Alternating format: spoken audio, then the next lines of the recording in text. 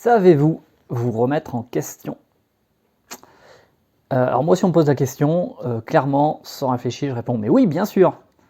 Et je présume que là, vous avez eu ce réflexe-là. Donc hop, je rembobine. Cette vidéo, c'est pour faire une petite pause. Comme bon nombre de mes vidéos, c'est pour profiter de cette pause pour voir si si vous êtes honnête avec vous-même. Donc, est-ce que je sais me remettre en question? En passant, j'espère que vous allez bien. Est-ce que je sais me remettre en question?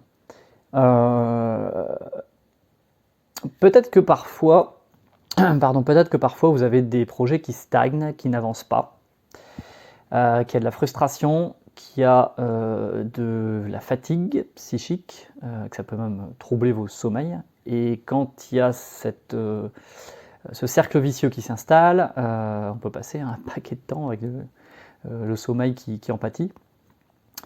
Et j'ai pu remarquer, moi, quand il y avait ça qui se passait chez moi, dans mes projets, j'ai pu remarquer que souvent ça venait d'une trop forte exigence vis-à-vis de moi-même, que je me jugeais comme pas assez, pas suffisant, pas assez efficace. Et ça le fait encore, dans ma personnalité, je le fais encore très souvent. Maintenant, pourquoi je vous parle de ça? Parce que c'est qu'il y a un jugement qui s'installe. Et face au jugement, il y a des doutes qui peuvent venir. Donc, est-ce que vous savez vous remettre en question, ou bien est-ce que vous doutez? Le point de départ, il est le même, c'est une évaluation, un jugement, et des doutes en disant mais est-ce que ce que je fais va dans le bon sens pour mon projet, mes projets, oui ou non? La grosse différence, c'est que douter, c'est se juger. Si on en reste là et que le doute s'installe, il n'y a rien qui avance. Se remettre en question, c'est de l'évolution. C'est de l'action. C'est à partir du doute de pouvoir se remettre en question et de créer des actions qui vont nous faire évoluer, me faire évoluer, vous faire évoluer. Donc regardez bien, est-ce que avec vos doutes, vous passez à l'action? Et à ce moment-là, c'est bien de la remise en question. Et quand je dis de l'action, évidemment, pour changer les choses, changer votre situation, ou bien est-ce que vous vous retrouvez enfermé à tourner en rond? Et dans ce cas-là, non, vous ne vous remettez pas en question, en fait, vous doutez. Ça, c'est pas marrant. J'aime bien, comme je dis, faire des phrases qui piquent. Et voilà, prenez le temps de pause et regardez, mais qu'est-ce que je fais en fait dans cette phase? Ou est-ce que j'ai l'habitude finalement de beaucoup douter et en fait de ne pas passer à l'action?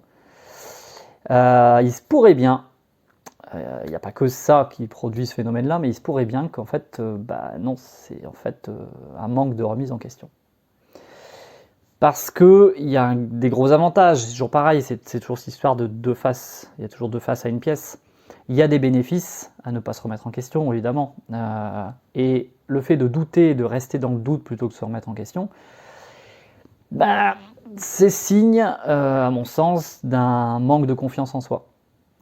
Donc, et relié aussi à un manque d'estime de soi, à un manque d'estime de sa valeur, de ses capacités, de ce qu'on pourrait faire dans ses projets et dans la contribution aux autres et au monde.